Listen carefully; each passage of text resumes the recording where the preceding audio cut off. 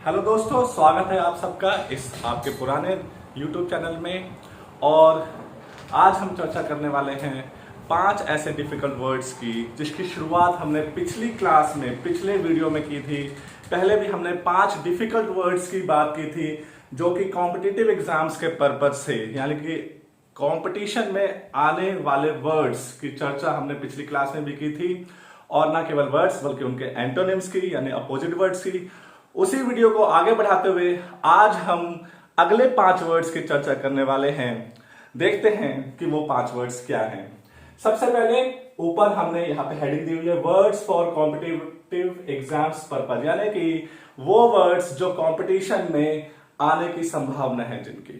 ठीक, क्वेश्चन होता है choose the word opposite in meaning, यानी कि एक वर्ड यहां पर दिया हुआ है जिसकी एक पर्टिकुलर मीनिंग है और 4 ऑप्शंस हैं, उनमें से ठीक उस वर्ड का अपोजिट मीनिंग वाला ऑप्शन हमें चुनना है। तो चलिए, शुरू करने से पहले एक बार मैं अपने सभी व्यूवर्स से रिक्वेस्ट करूंगा कि अगर आप नए हैं तो इस चैनल को सब्सक्राइब कर लें, और अगर आपने सब्सक्राइब किया हुआ है तो प्लीज लाइक एंड शेयर, और कमेंट में हमें अपने वैल्यूएबल फीडबैक देते रहें ताकि हमें अपनी वीडियो में और क्या सुधार करने हैं वो पता चलता रहे।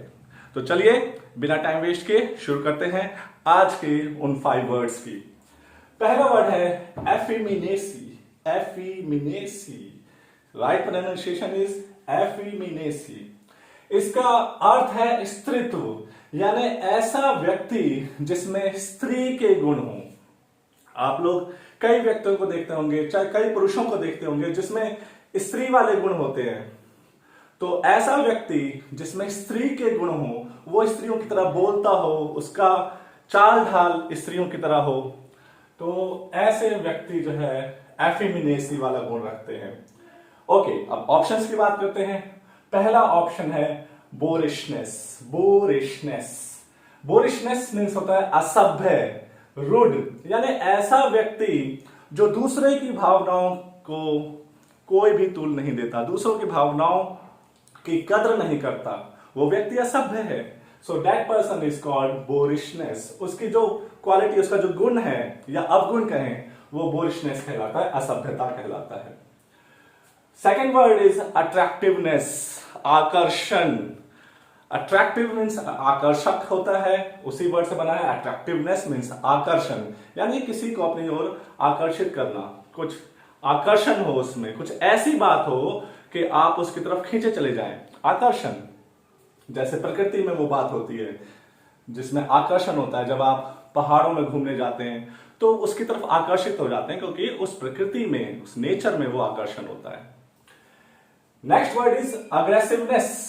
अग्रेसिवनेस मीन्स आक्रामकता, यानी कि किसी के व्यवहार में ऐसी बात हो कि हर चीज में, हर बात में वो आक्रामकता दिखाए, अपनी बातों को स्पष्ट रूप से दावा ठोकते हुए सामने रखे, अपनी बात को ऊपर रखे। दैट इज कॉल्ड अग्रेसिवनेस, आक्रामकता। जैसे आप लोग देखते हैं कि जो लोग क्रिकेट देखते हैं वो जानते हैं कि विराट कोहली एक अग्रेसिव कैप्टन है, एक अग्रेसिव प्लेयर है जो आक्रामकता दिखाता है। ओके, उसके कंपैरिजन में धोनी की बात होती है कि धोनी इज अ काम कूल कैप्टन। ओके, बात करते हैं नेक्स्ट ऑप्शन की, मैनलीनेस। मैनलीनेस मतलब पुरुषत्व, यानी कि व्यक्ति में पुरुष होने का पूरा गुण है।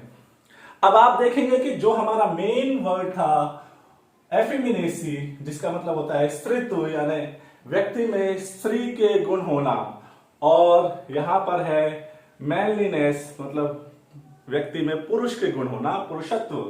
तो आप समझ गए होंगे कि इसका ठीक ऑपोजिट वर्ड जो है वो है manliness. So we have reached our right option. हमने अपने राइट ऑप्शंस को ढूंढ लिया है, अपने राइट आंसर पे हम पहुंच गए हैं।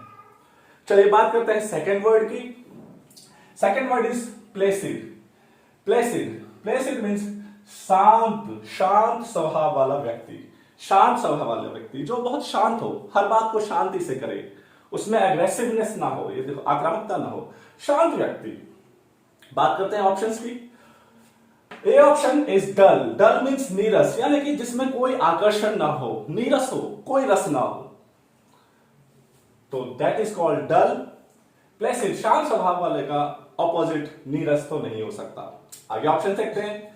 नेक्स्ट ऑप्शन है be moving.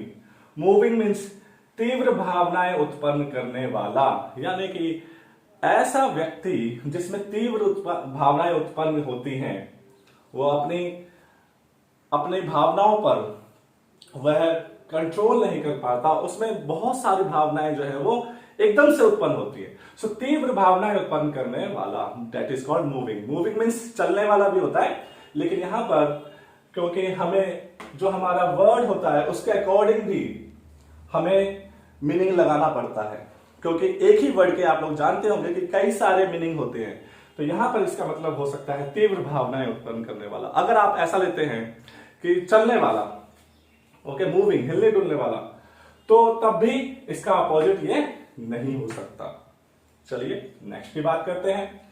Next option is stormy. Stormy storm word से बना है स्टॉर्मी। स्टॉर्मी का मतलब होता है तूफानी। अब यहां पर तूफानी इसका मतलब नहीं है, यहां पर है उग्र स्वभाव। स्टॉर्म, तूफान का स्वभाव क्या है? उग्र।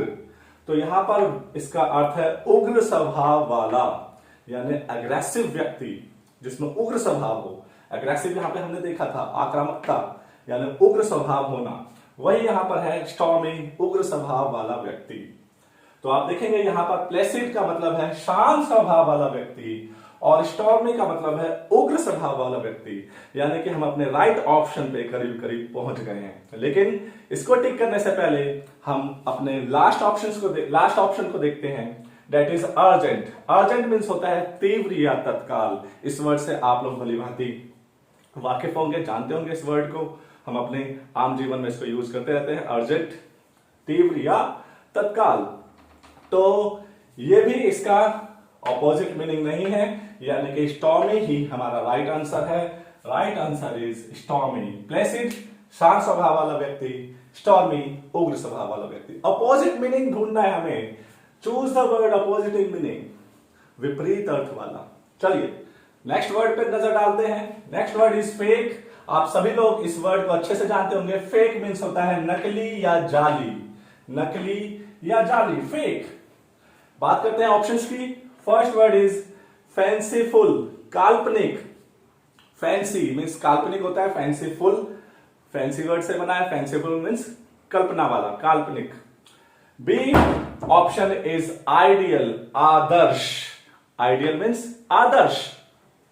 तो अब ये भी इसका ऑपोजिट वर्ड नहीं है। नेक्स्ट ऑप्शन को देखते हैं। Next option is real means वास्तविक। वास्तविक, रियल मीन्स वास्तविक। अब देखिए नकली और वास्तविक दोनों अलग अलग हैं, दोनों में अंतर है, यानी कि दोनों एक दूसरे के ऑपोजिट हैं। तो आप ऐसे कह सकते हैं कि फेक का अपोजिट रियल, फेक का अपोजिट रियल, नकली का अपोजिट वास्तविक। तो आप सही ऑप्शन पे पहुंच गए, लेकिन जैसा कि हम हमेशा करते हैं, हम लास्ट ऑप्शन को भी चेक करेंगे। Last option is wrong means गलत, यानी कि नकली तो खुद गलत होता है, तो सेम मीनिंग वाला हो गया, यानी कि सही आंसर है रियल मीन्स वास्तविक। चलिए नेक्स्ट ऑप्शन, नेक्स्ट वर्ड पे देखते हैं। नेक्स्ट वर्ड क्या है? वैसिलेशन।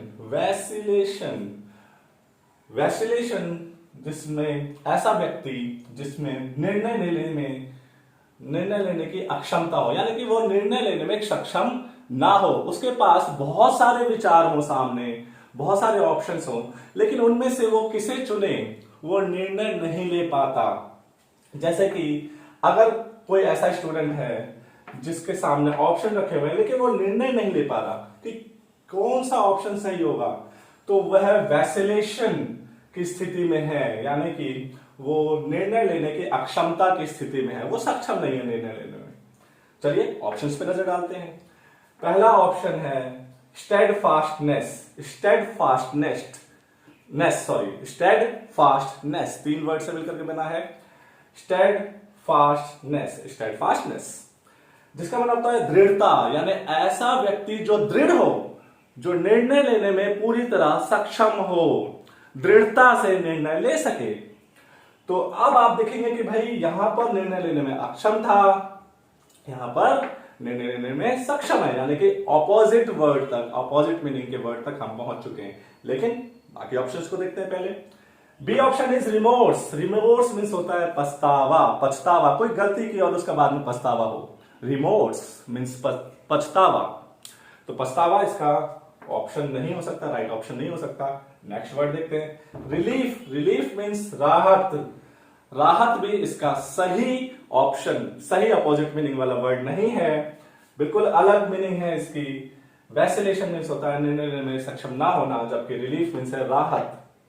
नेक्स्ट ऑप्शन देखते हैं, इनोकुलेशन। इनोकुलेशन, इनोकुलेशन मीन्स टीकाकरण, यानी कि इम्यून सिस्टम बढ़ाने के लिए जो टीका लगाया जाता है, दैट इज कॉल्ड इनोकुलेशन, टीकाकरण। इम्यूनाइजेशन जो है वो बढ़ाया जाता है, इम्यून सिस्टम को बढ़ाने के लिए जो टीका लगाया जाता है, दैट इज कॉल्ड इनोकुलेशन, टीकाकरण। तो ये भी देखिए हमारे वर्ड का, ये वर्ड यहां पर सिर्फ कंफ्यूज करने के लिए दिया हुआ है, क्योंकि सेम, ऑलमोस्ट सेम इनका प्रोनाउंसिएशन है, सेम उच्चारण है, इनका जमीन आसमान तक कोई भी संपर्क नहीं है एक दूसरे से, लेकिन क्योंकि ये बोलने में एक जैसे लग रहे हैं, वैसिलेशन, इनोकुलेशन, इसलिए कंफ्यूज करने के लिए वर्ड दिया हुआ है। हो सकता है कई लोग कंफ्यूजन में इसको टिक कर दें अगर उनको मीनिंग ना पता हो, लेकिन मीनिंग पता है तो कोई भी कंफ्यूजन नहीं है, डायरेक्टली आप ए ऑप्शन को, स्टेडफास्टनेस को टिक करेंगे। चलिए नेक्स्ट ऑप्शन देखते हैं, नेक्स्ट वर्ड देखते हैं। Next word is arrogant. Arrogant आप में से कई लोग जानते होंगे।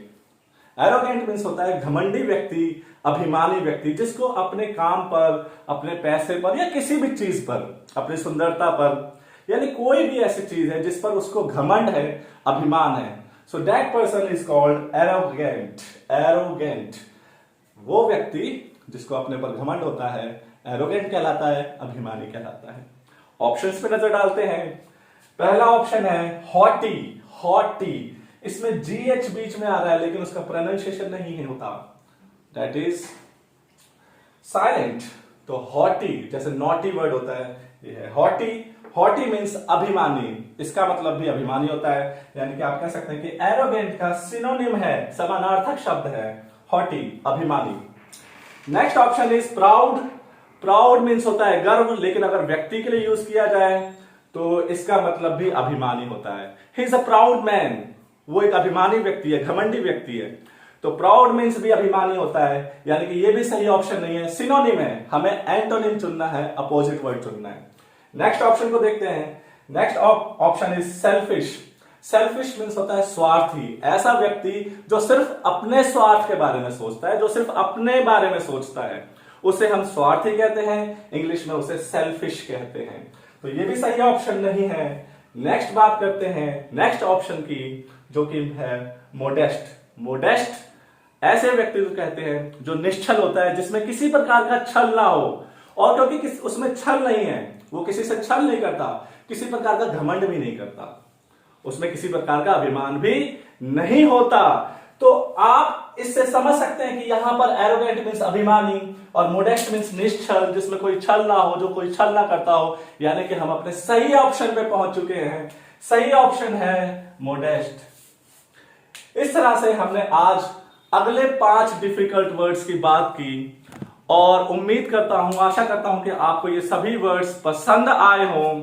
अगर पसंद आए हो तो डोंट फॉरगेट टू लाइक करना ना भूलें। अगर आप नए हैं तो सब्सक्राइब करें, दूसरों को शेयर करें, और कमेंट बॉक्स में अपने वैल्यूएबल कमेंट जरूर दें, ताकि हम अपनी वीडियो की क्वालिटीज को बढ़ाते रहें, हमें और इसमें क्या सुधार करना है हम जानते रहें। आज के लिए इतना ही। Thank you so much.